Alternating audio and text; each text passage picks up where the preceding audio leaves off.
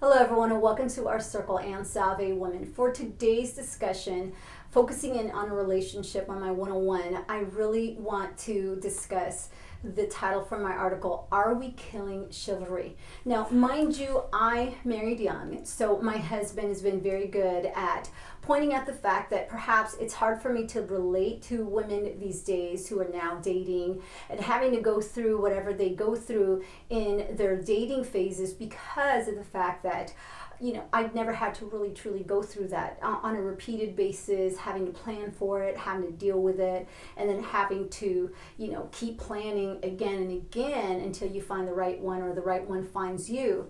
But in my case, I really more want to discuss just the topic itself. If women are at fault for killing any type of chivalrous men that are out there. Sometimes when I watch, very briefly or hear or read an article about why men have no longer felt the need to be chivalrous is because really the women are the ones that are discouraging them from doing so. You have to kind of be that person in the middle to go, well, is that true?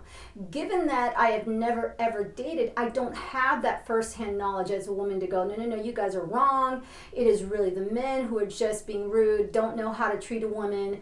And so for me, when you hear both opposing sides and you have to kind of go, where's the middle in this? So with this stated, I really want to ask myself, have we gotten to a point where because we want to be treated independently, we want to be seen as someone who is strong and capable and able to handle their own, have we then sent the wrong message that we no longer need that gentility? The word chivalry comes from the understanding that a person is of nobility and that they have, that they are courteous in manner.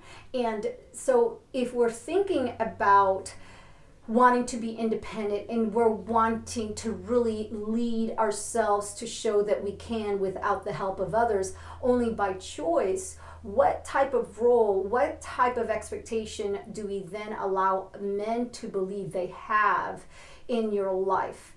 I still remember a talk show host a while back, many years ago, stating that when she dates, men are intimidated by her because they know that she can hang and she can do her own thing, right? She's career minded, obviously has a great career, and that she's able to drive herself. So when a person dates you, as a man, they would have to probably ask themselves, well, what do you need me for? And what is my position in this if we were to forgo anything in what's already happening? I recall my papa telling me, and my mom as well, that when he first courted her back in the day, when you had to do proper courtship, that my mother's grandmother would have to be seated in between them as they had a conversation. And they also shared with me that there are times when they found ways not to have to do that. Can you imagine? And so, so that they could perhaps be themselves, right? And so to speak, and true to the fact. So for me, in listening to that, I'm grateful that I never had to be in that position where, first of all, I didn't really have a maternal or paternal grandmother that would have been involved, because the one that I had long passed away that I knew at around the age of 9 years old, and so wouldn't have had that opportunity. However, I'm just grateful that I wouldn't have had to, because you want to be liberated from any kind of constraints to get to know a person. But now I have to wonder, is there that line though? You have to ask yourself, what are you doing if you are still in a position to think, men are not right or women are not right? What is it within yourself that you have to take into account and ask, is it me that's in the wrong? Or are we really killing chivalry altogether by the messages that we give to one another?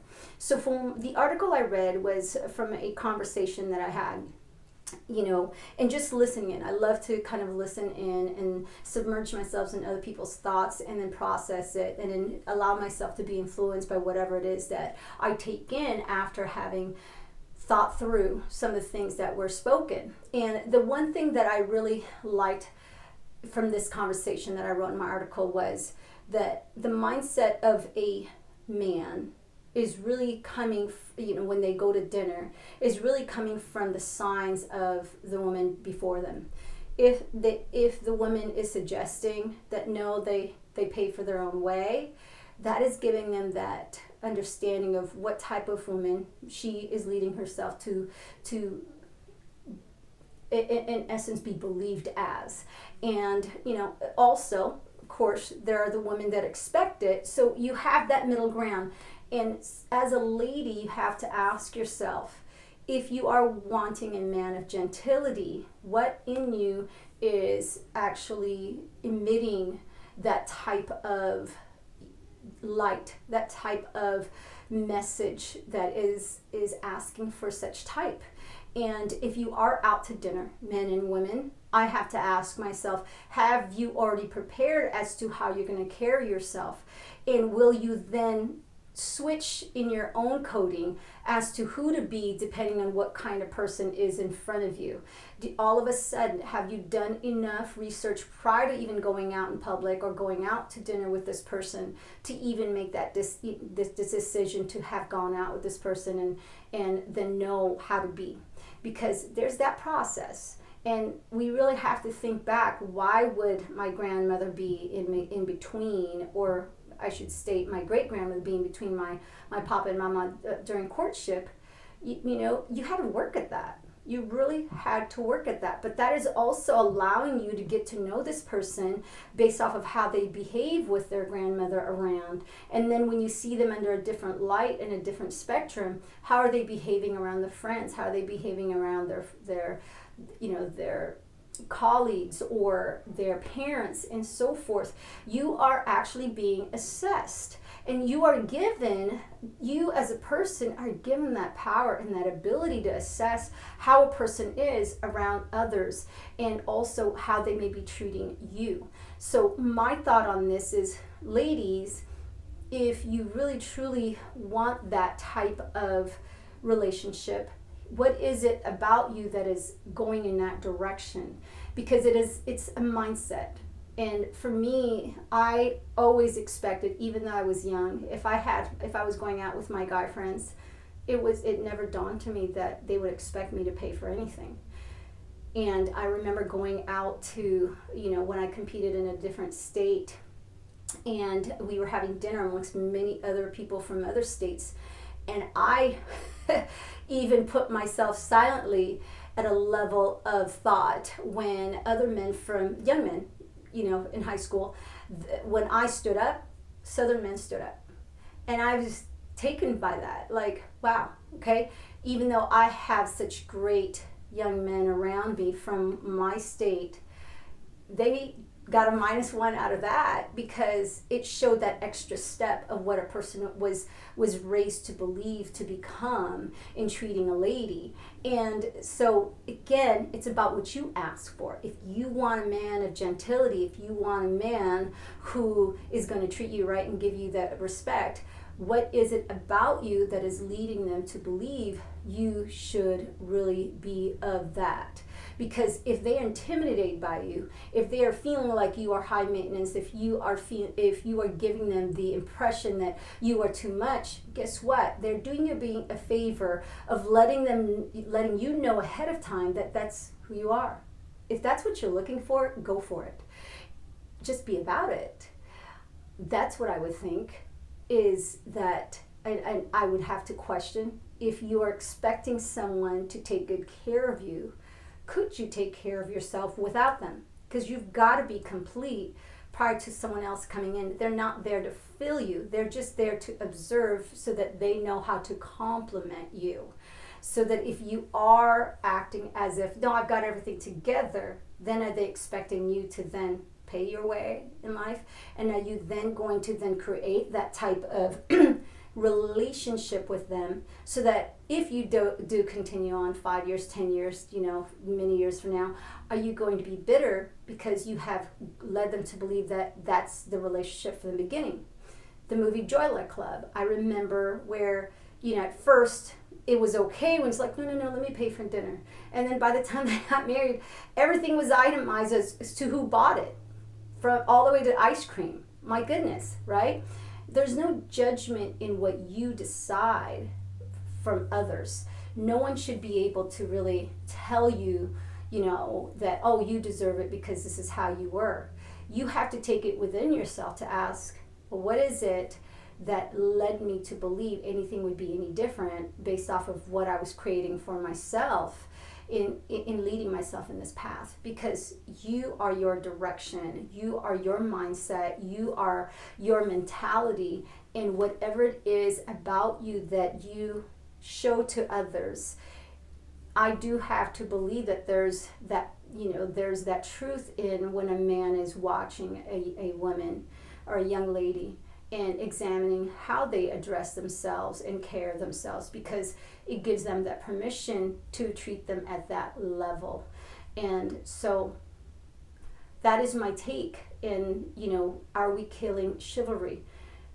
I would hope that in the next generation to come, that we would be the one to show them, hey, there's still gentility in all of us. We could still be noble, right? You men, we can still know how to be courteous to young ladies. And at the same time, I would hope that the young ladies would know, I still know how to care of myself. Yeah, I would hope, and I therefore expect, that the man would pay for my dinner, and yet I would know that I would treat it with respect and honor, because I'm not a person to take advantage of that and not have that type of mentality where, yeah, I'm just going to get a free dinner and a free dinner and a free dinner every time I go out to eat, because I'm a person of integrity and dignity. There's that balance. So I feel I'm fortunate that I did skip that dating life. Oh my goodness. Can't imagine if you have to, run into those as soon as you see them, you knew it was a mistake. But don't give up on you. Don't put yourself in a position where you lower your expectations just because the person in front of you is not what you amount yourself to see in a significant other, or a person that could be, a person that could be perhaps in your future. Don't start lowering your standards just to meet their level. If you know where you stand, then stand your ground. But then again, be about it. Know that you are deserving of it, because you know how to keep it at that level. Not where you're expecting, $1 million and not even knowing how to deal with $10. Not because you're expecting this huge, massive house and can't even pay your rent. Not because you're expecting these luxurious cars and yet you ride the bus. That's temporary, perfect, nothing wrong with it. If you see yourself there, then act the part so that you are already you're not going to act like you've never been there once you arrive. Train ourselves to be what we want, to have what we want, and to live the life that we know we deserve, because you are deserving. So in this thoughts, are we killing chivalry? Let's hope not. Let's hope not for our next generation. Let's keep feeding in the light. Let's keep feeding in expectations that are great, that are high, so that our next generations can go, they taught me right.